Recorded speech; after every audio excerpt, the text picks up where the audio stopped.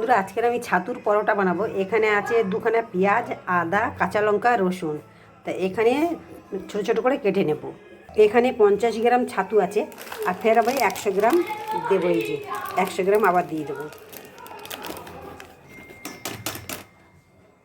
ছাতুর মধ্যে সব ওই পেঁয়াজ, আদা, রসুন সব দিয়ে দিলাম। আর এখানে মশলার মধ্যে আছে নুন, জোয়ান, কালো জিরে, লাল লঙ্কার গুঁড়ো, ধনের গুঁড়ো, জিরের গুঁড়ো সব দিয়ে দিলাম। স্বাদ মতো নুন, কাঁচা ধনে পাতা দিয়ে ভালো করে মাখতে হবে। তো ছাতু মাখা হয়ে গেছে, এই দেখুন।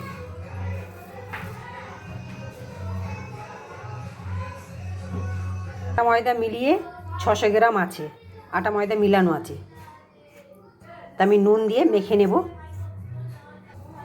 আটা মাখা হয়ে গেছে, একটু রেস্টে থাকুক। এইদিকে আটা মাখা হয়ে গেছে, এইদিকে ছাতুটা রেডি করে নিয়েছি আমি। দেখুন ডেলা করে নিয়েছি ছোট ছোট, এরকম করে ভরে নেব। সব 6খানা ভরে নিয়েছি।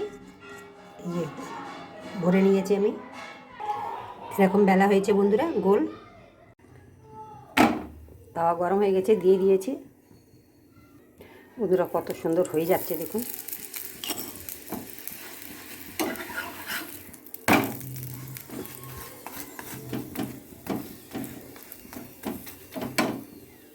ছাতুর পরোটা খেতে খুব ভালো লাগে।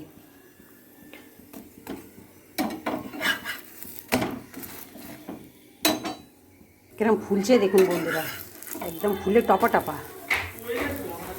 প্রত্যেকটা পরোটা ফুলছে বন্ধুরা। দেখুন ছাতুর পরোটা কত সুন্দরভাবে, আর প্রত্যেকটা ফুলে গেছে, প্রত্যেকটাই ফুলেছে। মানে খুললে আরেকটা লেগে বেরিয়ে যাবে, এত সুন্দর প্রত্যেকটা ফুলে গেছে। তো এখানে আছে লঙ্কার আচার, এখানে আছে সব সবজির আচার, আর এখানে দিচ্ছি আমি ধনে পাতা বাটা।